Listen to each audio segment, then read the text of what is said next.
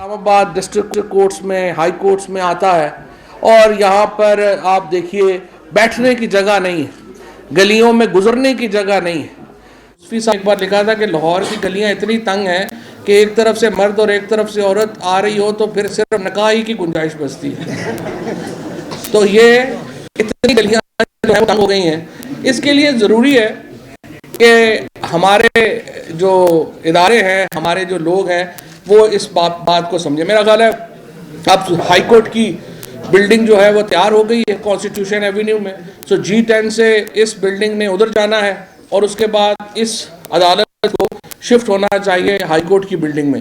لیکن جب بھی میں اخباروں میں پڑھتا ہوں کہ وکلا نے جا کے فٹ بال گراؤنڈ کے اوپر قبضہ کر لیا ہے یا فلانی جگہ پر قبضہ کر لیا ہے، تو جب آپ کھڑے ہونے کی جگہ نہیں دیں گے تو کوئی جگہ تو چاہیے لوگوں کو کام کرنے کے لیے۔ جب آپ کچھ نہیں کریں گے تو کیا کریں گے؟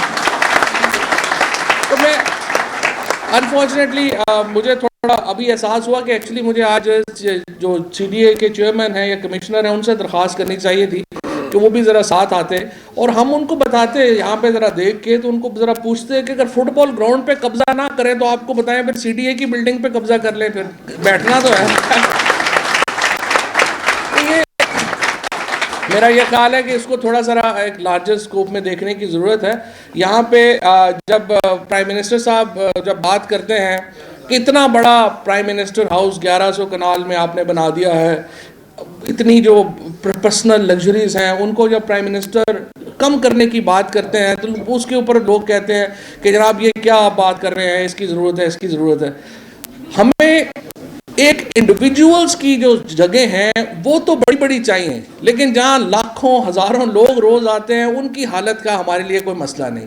تو میرا یہ خیال ہے کہ میں باہر سے درخواست کروں گا آپ لوگوں کو، جب بھی آپ چاہیں میں چیف کمشنر سے اور چیئرمین CDA سے درخواست کروں گا وہ آپ کے ساتھ بیٹھیں، آپ بیٹھ کے ان کو پوری پرپوزل دیں کہ یہاں پہ کس طرح سے وکلا کے چیمبر بننے چاہیے، کہاں پہ کیا ہونا چاہیے، کہ ماسٹر پلان بنا کے آپ ان کو دیں تاکہ وہ اس کی تعمیر شروع کریں۔ اور انشاءاللہ گورنمنٹ سے جو فنڈنگ ہے، یہ پبلک ویلفیئر کا پروجیکٹ ہے، انشاءاللہ وہ میں انشور کروں گا کہ اسلام آباد بار کو جو ہے وہ ملے۔ ہمارے قوانین میں سکم ہے۔ ایک بات تو دیکھیے، میں یہ بات بالکل واضح ہے، کوئی عدالتی ریفارم پاکستان میں جو عدالت، اگر ہم نے عام آدمی کو سب سے بڑا کو فائدہ دینا ہے تو وہ یہ ہے کہ عدالتی نظام میں اصلاح ہے۔ ہماری کورٹس بھی ذرا جو ہے وہ باقی تمام اداروں میں اصلاح چاہتی ہیں، عدالتی نظام میں اصلاح جو ہے اس کی ذرا اتنی جو کہہ لے کہ ایمفیسس اتنا کم ہے جتنا ہونا چاہیے۔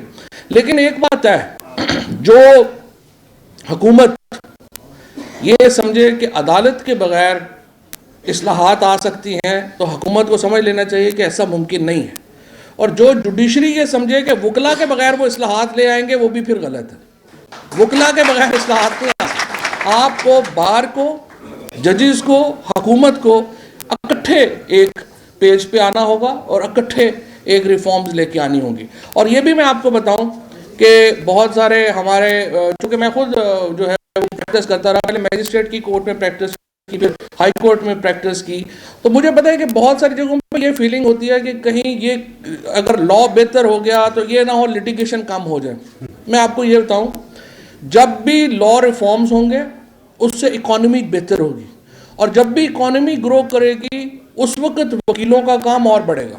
جس طرح سے باقی تمام جو ادارے ہیں، جس طرح سے باقی تمام جو انسٹیٹیوشنز ہیں ان کو بہتری آئے گی، اسی طرح سے لا کو بھی بہتری آئے گی۔ ہمیں اس وقت جو اسلام آباد کا نیا ماسٹر پلان فار ایگزامپل بن رہا ہے، جس میں ہائی رائزز کی جو ہے وہ پرمیشن پرائم منسٹر صاحب نے دی ہے، اور اسلام آباد کو کہا گیا ہے کہ ہائی رائز بلڈنگز کے لیے اس کو اوپن کیا جائے۔ اس سے نئی ڈائمنشنز جو ہیں وہ لٹیگیشن کی آپ کے سامنے آئیں گی، نئی چیزیں آپ کے سامنے آئیں گی، نیا معاملہ جو ہے اس کو آپ لے کر کے آگے بڑھیں گے۔ سو میرے خیال میں جو ہمارے لا منسٹر ہیں فروغ نسیم صاحب، اٹارنی جنرل انور منصور ہیں، ہمارے جو وہ بہت ہی تجربہ کار وکلا، اگرچہ ان کا پنجاب میں یا اسلام آباد میں اتنا ان کا پرسنل وہ شاید نہ رہا ہو، کراچی سے زیادہ ان کا ہے، لیکن مجھے جو پتا ہے کہ ہمارے ہاں جو بار ایسوسیشنز ہیں وہ بہت وائبرنٹ بار ایسوسیشنز ہیں، اور یہاں پر اگر ہمیں جو بھی ہے کہ ان بار ایسوسیشنز کو کے ساتھ ہمارا انٹریکشن بڑا ضروری ہے، ان بار ایسوسیشنز کے ساتھ ہمارا क्लोज रिलेशनशिप बहुत اہمیت رکھتا ہے, اور انشاءاللہ تعالیٰ علی بھی یہاں پہ بیٹھے ہیں. ہم پوری کوشش کریں گے کہ جو ہماری بار ایسوسیشنز ہیں ان کو ہم, جو ہمارے لیگل ریفارمز ہیں ان کو ساتھ لے کے چلیں. اگر ہم ان کو فیسیلیٹیٹ کر سکیں جہاں پہ بھی فیسیلیٹیٹ کرنا ہے. اسی طرح سے یہاں اسلام آباد ہائی کورٹ کا اور مجھے روٹیشن کا ایک ایشو چل رہا ہے, اس میں آپ کو معلوم ہے کہ سپریم کورٹ میں کیس چل رہا ہے. جو ہی سپریم کورٹ کا فیصلہ آئے گا اس کے روشنی میں بات جو ہے وہ آگے ہم لے کر کے چلیں گے. اسی طریقے سے جو ہمارا سپریم, اس میں کانسٹیٹیوشنل امینڈمنٹ چاہیے, امینڈمنٹ آنی چاہیے. دوسرا جو ہائی کورٹ کا ہم نے طے کرنا ہے کہ اس کو کس طرح سے, وہ زیادہ تو ہائی کورٹ کا مسئلہ ہے کہ جو ہائی کورٹ کے ججز کی اپوائنٹمنٹ ہے ان کا کیا طریقہ کار ہونا چاہیے. کیا ہائی کورٹ ایک فیڈرل کورٹ ہے یا اسلام آباد ہائی کورٹ اسلام آباد کی ہائی کورٹ ہے, یہ مسئلہ جو ہے وہ طے ہونا چاہیے. لیکن بات ایک طے ہے, عام آدمی کو جب تک یہ احساس نہیں ہوگا عام آدمی کو کہ اس ملک میں انصاف جو ہے وہ کلاس بیسڈ نہیں ہے. امیر آدمی کے لیے انصاف علیحدہ نہیں ہے, غریب آدمی کے لیے انصاف علیحدہ ہے, امیر آدمی کے لیے سسٹم علیحدہ ہے, غریب آدمی کے لیے سسٹم علیحدہ ہے. جب تک یہ فرق عام آدمی کو, وہ کہتے ہیں نا justice should not be done but seen to be done, جب تک عام آدمی کو یہ ایک یقین نہیں ہوگا کہ عدالتوں میں انصاف جو ہے وہ امیر غریب کے لیے برابر ہے, پاکستان آگے نہیں جا سکتا.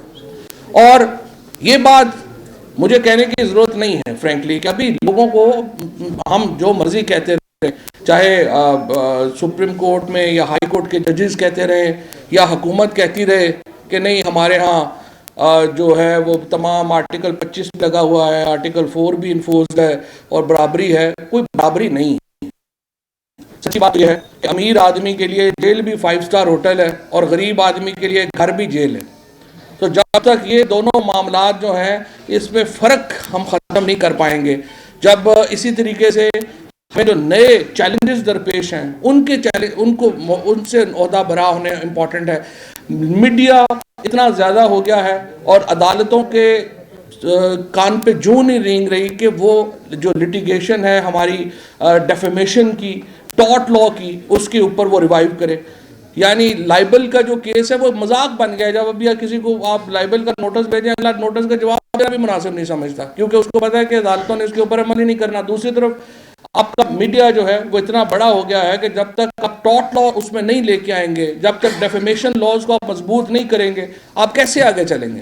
سو ججز جو ہیں وہ بھی ہمارے فرینکلی ابھی روایتی اس معاملے میں پڑے ہوئے ہیں, ان کی سوچ اس طرح سے نہیں ہے. ہمارے جو لائرز ہیں ان کو بھی میں یہ کہنا چاہتا ہوں کہ یہ بہت بڑا ایریا ہے, اس کو ہمیں ایکسپلور کرنے کی ضرورت ہے. میں ابھی خط بھی لکھ رہا ہوں چیف جسٹسز کو, ان کو میں ریکویسٹ کر رہا ہوں کہ ہر ڈسٹرکٹ میں 2 ججز جو ہیں آپ ان کو میڈیا ججز بنائیں جو کہ جو اپنے ٹارٹ کے جو لا ہے, ڈیفیمیشن کے جو لاز ہیں ان کو سے ہیئرنگ کریں اور لوگوں کو جو جائز ان کی شکایات ہیں ان کو وہ دور کریں. اس کے اوپر امپورٹنٹ ہے کہ ہم اس کو لے کر کے آگے چلیں.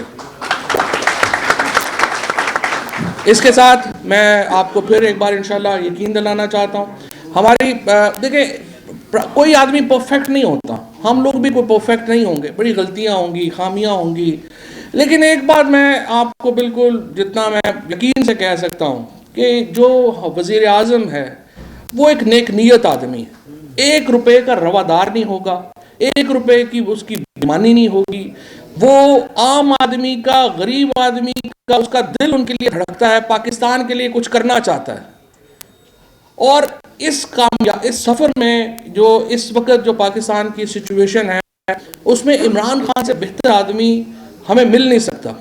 اس لیے میں یہ نہیں کہہ رہا کہ خامیاں نہیں ہوں گی, ہر بندے میں خامیاں ہوتی ہیں, ہم میں بھی خامیاں ہوں گی ہزار, لیکن عمران خان کی نیت کے اوپر کوئی شک نہیں کیا جا سکتا, ان کی ایفرٹ کے اوپر کوئی شک نہیں کیا جا سکتا. اور انشاءاللہ تعالی جس طریقے سے اس وقت پاکستان جا رہا ہے, جو بحران ہم نے دیکھے ہیں, اور اس بحران میں ہم نے دیکھا ہے کہ کس طرح سے پاکستان کی فوج, پاکستان کے ادارے, انہوں نے پاکستان کے وزیر اعظم کی قیادت میں جس طریقے سے ہم نے اس بحران سے نکلے ہیں, انشاءاللہ مجھے امید ہے کہ اگلے بحرانوں کی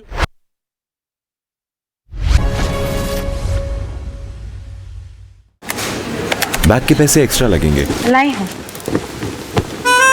بیگ پر بچایا اور فنائل پر لٹایا.